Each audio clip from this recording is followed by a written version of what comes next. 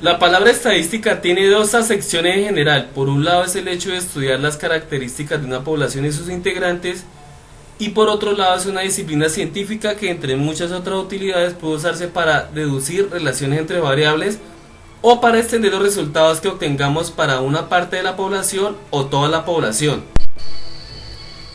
Día a día realizamos muchas acciones y tomamos decisiones a partir de un pensamiento estadístico y casi nunca somos conscientes de ello. Por ejemplo, cuando salimos de nuestras casas para coger la buseta en las horas menos congestionadas. Esto es porque sabemos que ese es el mejor momento para evitar trancones. O cuando las mujeres evitan algunas comidas es porque saben la cantidad de calorías que contienen y que las podría hacer subir de peso. Asimismo, cuando juega nuestra selección Colombia, en la que queremos saber la cantidad de remates al arco, los tiros de esquina, los goles y la puntuación y lugar en la tabla de posiciones. Estas conclusiones que tomamos a partir de la experiencia y de la información que hemos recopilado previamente sobre situaciones similares. Y a continuación daremos inicio a la línea del tiempo de la historia de la estadística. 4000 años antes de Cristo se da apertura a la era de los números, obteniendo resultados como sumar y restar, y así medir riquezas y ganancias en esa época. 3050 años antes de Cristo en Egipto se recopilaban datos de la población y rentas del país. 3000 años antes de Cristo, los babilonios utilizaban tablillas de arcilla para recopilar datos comerciales y agrícolas. En China, en el año 2200 a.C., los censos fueron ordenados por Tao, y posteriormente en el año 2000 a.C. existieron registros numéricos del bienestar material. Año 1800 a.C. En la isla de Cerdeña existen monumentos prehistóricos pertenecientes a los núragas, los primeros habitantes de la isla. Estos monumentos formados por bloques de basalto superpuestos sin mortero y en cuyas paredes se encontraban grabados toscos signos que servían para llevar la cuenta del ganado y la caza. Poco a poco, conforme fue evolucionando la sociedad, estos hechos fueron más frecuentes y menos inciertos. Año 1450 a.C. en la Biblia observamos en uno de los libros del Pentateuco bajo el nombre Números, el censo que realizó Moisés después de la salida de Egipto. Textualmente dice: censó de las tribus, el día primero del segundo año después de la salida de Egipto. Habló Yahvé a Moisés en el desierto de Sinaí, en el tabernáculo de la reunión, diciendo: haz un censo general de toda la asamblea de los hijos de Israel, por familia y por linaje, describiendo por cabeza los nombres de todos los varones aptos para el servicio de armas en Israel. 1000 años antes de Cristo, el rey David ordena un censo para conocer la cantidad de habitantes. Año 721 a.C. Fue Sargón II, rey de Asiria, quien fundó una biblioteca en Nibine que luego fue ampliada y organizada bajo el reinado de Asurbanipal. Los textos que allí se guardaban eran tablillas de ladrillo de arcilla cocida de 25 por 16 centímetros, teniendo solo en cuenta una de sus caras inscripciones cuneiformes. Lo interesante de todo esto es que en esta biblioteca no se guardaban poemas o obras literarias, sino simplemente era una recopilación de hechos históricos religiosos, importantes datos estadísticos sobre producción, cuentas, así como también datos de medicina, astronomía, etc. Año 594 a.C. Grecia también tuvo importantes observaciones estadísticas en lo que se refiere a distribución de terreno, servicio militar, etc. También cabe citar entre los griegos principalmente a Sócrates, Heródoto y Aristóteles, quienes a través de sus escritos incentivaron la estadística por su importancia para el Estado. 500 años antes de Cristo en la India aparecen los números arábicos y en Roma se realizan censos para conocer la población existente. 27 años antes de Cristo, el Imperio Romano fue el primer gobierno que recopiló una gran cantidad de datos sobre la población, superficie y renta de todos los territorios bajo su control. Durante la época de César Augusto, se decretó que todos los súbditos tenían que tributar y por tanto exigió a todas las personas que se presentaran al estadístico más cercano, que era entonces el recaudador de impuestos. Los censos se realizaban cada 5 años y los funcionarios públicos tenían la obligación de anotar nacimientos, defunciones y matrimonios, sin olvidar los recuentos periódicos de ganado y de riquezas contenidas en las tierras conquistadas.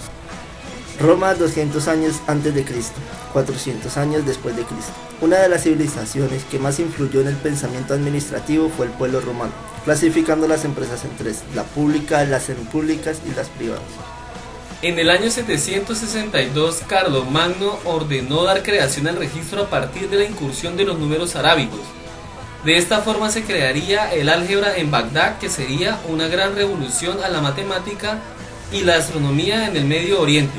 En el año 1066 al 1086, después de la conquista de Normandía en Inglaterra, el rey Guillermo I elaboró un catastro, considerado el primero en Europa, y en 1086 se recopila el Domesday, en el cual se documentó la propiedad, extensión y el valor de la tierra.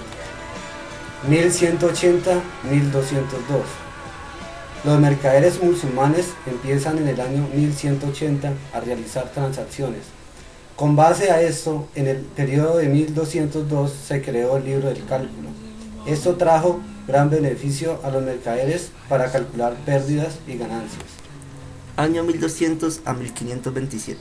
Los incas del Perú establecieron un procedimiento peculiar para registrar los nacimientos, las defunciones y otros sucesos cuyas responsabilidades incumbían a las autoridades públicas. Esta cultura de las Américas tiene el mérito de haber sido la primera que registró sucesos vitales. Sabían, por ejemplo, exactamente la cantidad, la edad y el sexo de los habitantes en las diferentes provincias. Año 1487, el cálculo de las probabilidades inició como solución a problemas relativos a los juegos de azar.